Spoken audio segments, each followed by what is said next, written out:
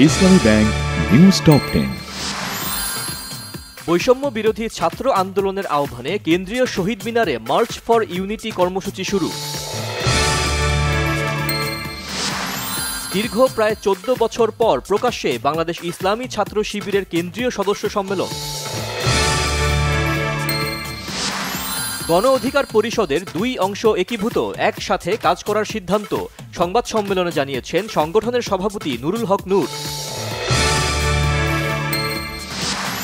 প্রধান উপদেষ্টা অধ্যাপক ডক্টর মোহাম্মদ ইউনুস বলেছেন, জিমি কার্টার ছিলেন মানবাধিকার, গণতন্ত্র এবং শান্তির বিশ্ব চ্যাম্পিয়ন। মিয়ানমার সীমান্ত পুরোপুরি বাংলাদেশের নিয়ন্ত্রণে, শঙ্কা নেই, জানিয়েছেন স্বরাষ্ট্র উপদেষ্টা জাহাঙ্গীর আলম চৌধুরী।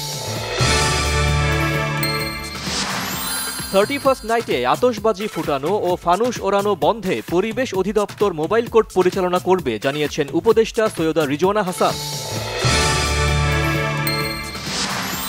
31st নাইটে আতশবাজি ও ফানুস ওড়ানোর ব্যাপারে কঠোর অবস্থানে পুলিশ। প্রস্তাবিত সাইবার সুরক্ষা অধ্যাদেশ অপব্যবহারের সুযোগ রয়েছে, তাই এটি গ্রহণযোগ্য নয়, বলেছেন টিআইবির নির্বাহী পরিচালক ডক্টর ইফতেখারুজ্জামান। দক্ষিণ কোরিয়ার অভিশংসিত প্রেসিডেন্ট ইয়ুন সুক ইয়োলের বিরুদ্ধে গ্রেফতারি পরোয়ানা জারি করেছে সিউলের একটি আদালত।